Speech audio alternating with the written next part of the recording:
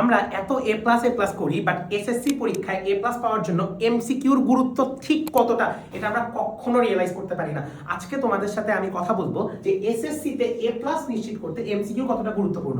তো প্রথমেই যে পয়েন্টটা নিয়ে একদম না বললেই না, যেটা আমরা রিয়েলাইজই করি না, যে MCQ is the real game changer.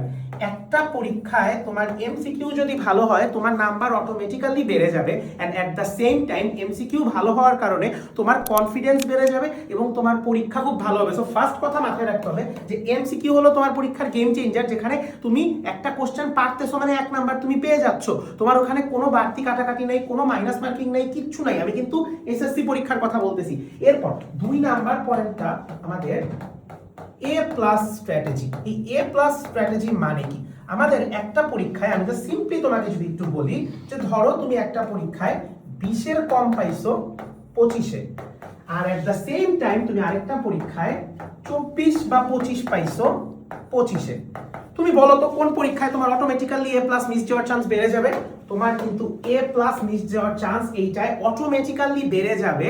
এবং তুমি এই সেম কারণে তোমার সিকিউতে যতই ভালো করো না কেন, প্র্যাকটিক্যালে কিছু মার্ক কাটা যায়, তুমি সিকিউতে যতই ভালো করো না কেন, দেখবা তোমার কিন্তু টোটাল পরীক্ষায় গিয়ে তোমার 100-তে 80 অর্থাৎ যে এ প্লাস মার্কটা সেটা আসতেছে না। কিন্তু এট দ্য সেম টাইম তুমি যদি 24 থেকে 25 তুলে রাখতে পারো তোমার এমসিকিউতে, তোমার সিকিউ যদি একটু খারাপ হয় তাও কিন্তু তোমার এমসিকিউতে তোমার কি বলতেছি, যে তোমার যদি 24 থেকে 25 তুমি পাও এমসিকিউতে, তোমার সিকিউ দেখবা তুমি যাই করো না কেন, তুমি তার অনেক খারাপ দিচ্ছ না, আমি এ প্লাস নিয়ে কথা বলতেছি, পাস নিয়ে কথা বলতেছি না, কিন্তু তোমার পরীক্ষা এমনি ভালো হয়ে যাবে। এখন এই এমসিকিউ আমি যে বলতেছি যে এমসিকিউ এত ইম্পর্টেন্ট, তাইলে আমরা এমসিকিউর জন্য প্রিপারেশন স্ট্র্যাটেজিটা আমাদের কিরকম হওয়া উচিত?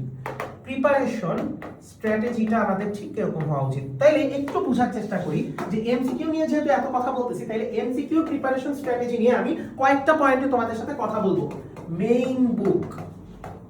মেইন বুক ব্র্যাকেটে লিখে দিচ্ছি হাইলাইটার। আমরা যখন একটা চ্যাপ্টার প্রথমবার পড়ি, যদি সেটা প্রথমবার পড়ার সময় করে না থাকি তাহলে এখন করবে, মেইন বই পড়ার সাথে সাথে ইম্পর্টেন্ট পয়েন্টগুলো হাইলাইটার দিয়ে দাগিয়ে দিবে।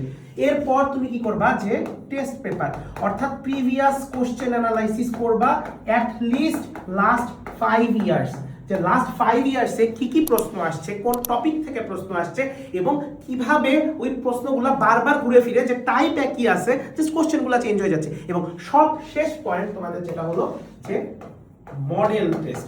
তুমি সেটা নিজে সময় ধরে দিতে পারো, তুমি সেটা কোনো অনলাইন কোচিং এ দিতে পারো, তুমি বিভিন্ন জায়গায় দিতে পারো। এন্ড এই সবগুলা জিনিস কিসের উপর ডিপেন্ড করে জানো?